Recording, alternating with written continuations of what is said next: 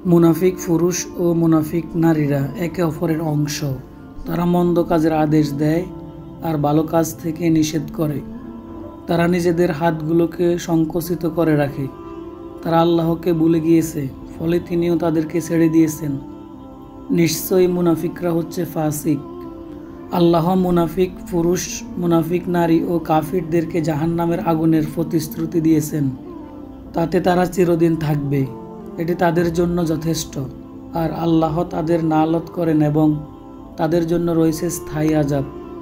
তাদের মতো যারা তোমাদের পূর্বে ছিল, তারা ছিল তোমাদের চেয়ে অধিক শক্তিশালী, ধন সম্পদ ও সন্তানাদিতে অধিক। ফলে তারা তাদের অংশ ভোগ করেছে, আর তোমরাও তোমাদের অংশ ভোগ করেছ। যেমনিভাবে তোমাদের পূর্বে যারা ছিল, তারা তাদের অংশ ভোগ করেছে।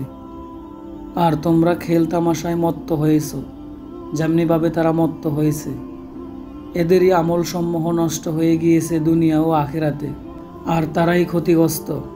তাদের কাছে কি তাদের পূর্বের লোকদের সংবাদ পৌঁছেনি?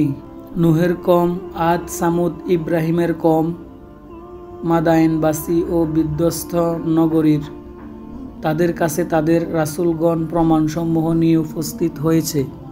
অতএব আল্লাহ তাদের উপর জুলুম করার নন, বরং তারাই তাদের নিজেদের উপর জুলুম করেছিল। আর মুমিন পুরুষ, মুমিন নারীরা একে অপরের বন্ধু। তারা ভালো কাজের আদেশ দেয় আর অন্যায় কাজ থেকে নিষেধ করে। আর তারা সালাত কায়েম করে, যাকাত প্রদান করে এবং আল্লাহ ও তার রাসূলের আনুগত্য করে। এদেরকে আল্লাহ শীঘ্রই দয়া করবেন। নিশ্চয় আল্লাহ পরাক্রমশালী, প্রজ্ঞাময়। আল্লাহ মুমিন পুরুষ ও মুমিন নারীদেরকে জান্নাতের ওয়াদা দিয়েছেন, যার নিচ দিয়ে প্রবাহিত হবে নহর সমূহ। তাতে তারা চিরদিন থাকবে এবং ওয়াদা দিচ্ছেন স্থায়ী জান্নাত সমূহ, পবিত্র বাসস্থান সমূহের। আর আল্লাহর পক্ষ থেকে সন্তুষ্টির সবচেয়ে বড় এটাই মহা সফলতা।